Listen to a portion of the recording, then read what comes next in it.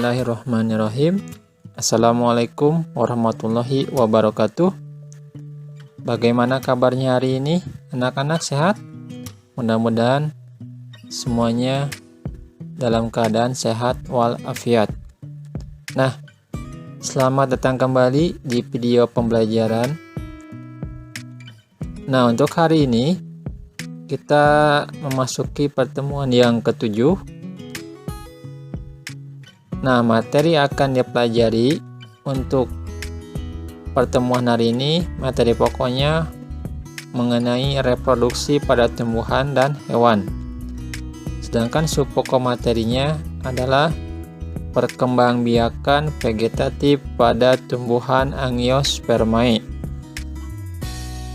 Kompetensi dasar yang harus dicapai pada pertemuan hari ini adalah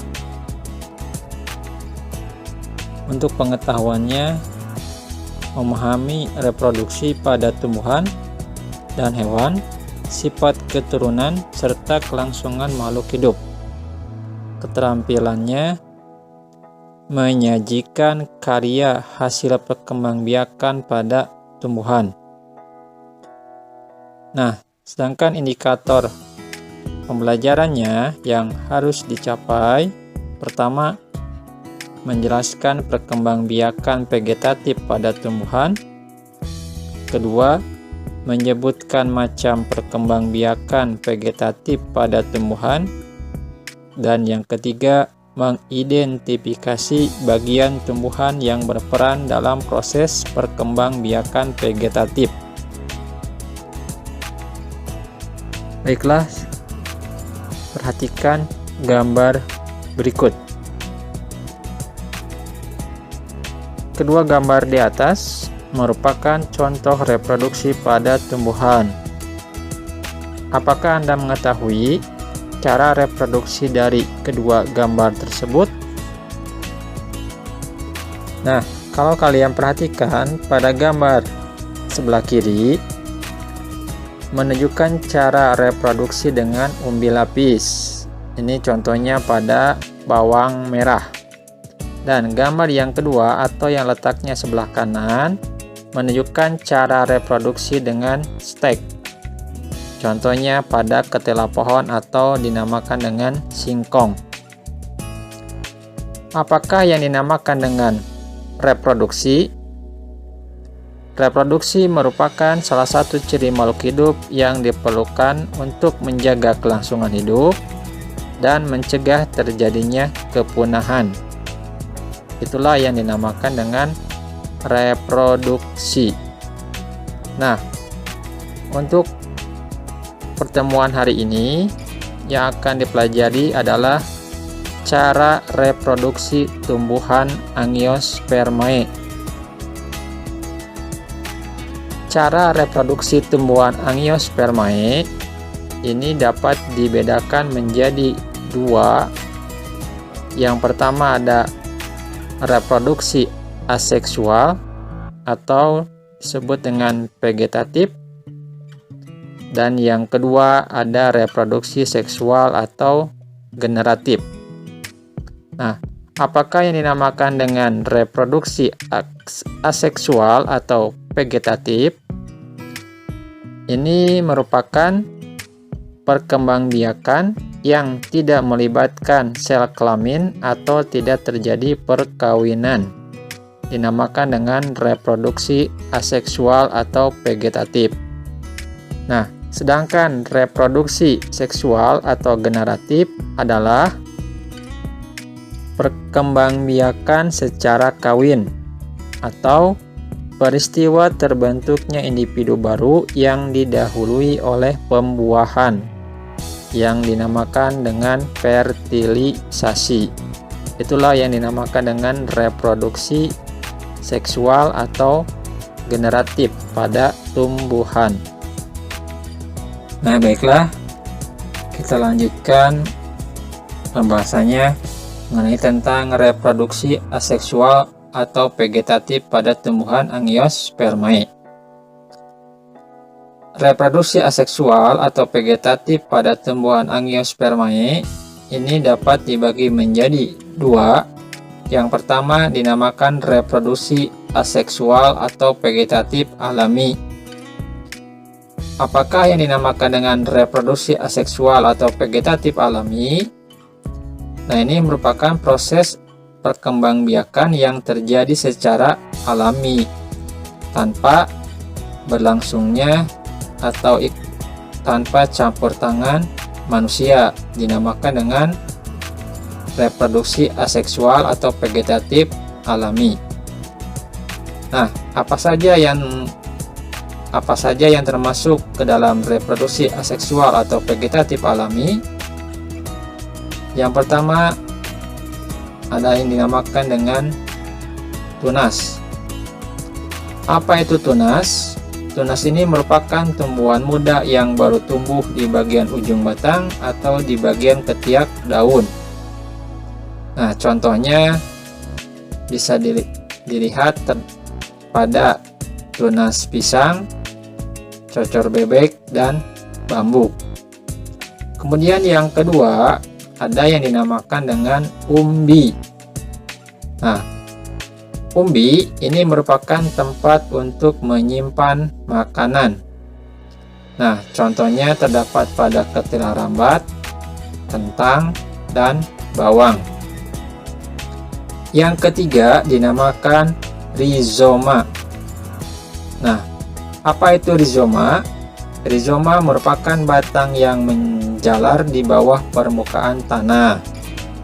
Contohnya laos, kencur, dan jahe. Yang keempat ada yang dinamakan dengan stolon. Apa itu stolon? Stolon ini merupakan batang yang menjalar di atas permukaan tanah. Contohnya pegagan, arbei, dan rumput teki. Nah, itulah contoh cara reproduksi aseksual atau vegetatif secara alami. Nah, selanjutnya ada yang dinamakan reproduksi aseksual atau vegetatif buatan. Nah, apakah yang dinamakan dengan reproduksi aseksual atau vegetatif buatan? Nah, ini merupakan perkembangbiakan dengan cara vegetatif buatan. Nah, ini sering dilaksanakan untuk pembudidayaan tanaman. Atau di sini ada campur tangan manusia, dinamakan dengan reproduksi aseksual atau vegetatif buatan. Nah, apa saja cara reproduksi aseksual atau vegetatif buatan pada tumbuhan Angiospermae? Di antaranya yang pertama ada yang dinamakan dengan cangkok.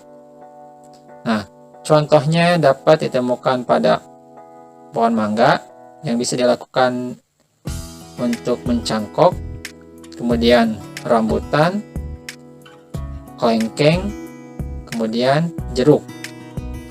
Lalu ada yang dinamakan dengan menyambung. Nah, ini contohnya bunga kertas atau bougainville. Yang ketiga ada yang dinamakan dengan menempel atau okulasi. Nah, ini misalnya pada jenis pohon jeruk. Dan yang keempat dinamakan dengan stek. Contohnya ketela pohon atau bunga mawar dan cocor bebek. Nah, itulah cara reproduksi aseksual atau vegetatif pada tumbuhan Angiospermae. Nah, baik, untuk contoh reproduksi aseksual alami bisa dilihat pada gambar ya. Nah, contoh yang gambar nomor 1 tunas. Nah, ini contoh gambarnya bisa dilihat ditemukan pada bambu. Kemudian yang kedua ada umbi, contohnya adalah bawang merah. Contoh gambar yang ketiga dinamakan rizoma. Nah, ini bisa ditemukan pada lengkuas. Kemudian gambar nomor 4 stolon, contohnya pada stroberi. Nah, itulah merupakan contoh gambar dengan cara reproduksi aseksual alami pada tumbuhan Angiospermae. Nah, kita lanjutkan. Di sini ada contoh gambar ya, cara reproduksi aseksual buatan. Nah, ini pada gambar yang pertama bisa dilihat ini contoh cara reproduksi aseksual buatan dengan cara mencangkok ya. Kemudian gambar yang kedua di sini ada cara reproduksi aseksual buatan dengan cara menyambung. Nah, ini bisa dilihat pada gambar selanjutnya. Pada gambar yang ketiga bisa dilihat ini cara reproduksi aseksual buatan dengan cara stek ya, bisa dilihat. Nah, ini gambarnya stek pada batang singkong. Kemudian yang keempat di sini gambar cara reproduksi aseksual buatan dengan cara menempel atau okulasi. Nah, ini cara atau gambarnya bisa dilihat pada gambar 2.12 ini ya, yang dinamakan dengan menempel atau okulasi. Nah, itulah materi yang bisa disampaikan pada pertemuan hari ini. Semoga bermanfaat.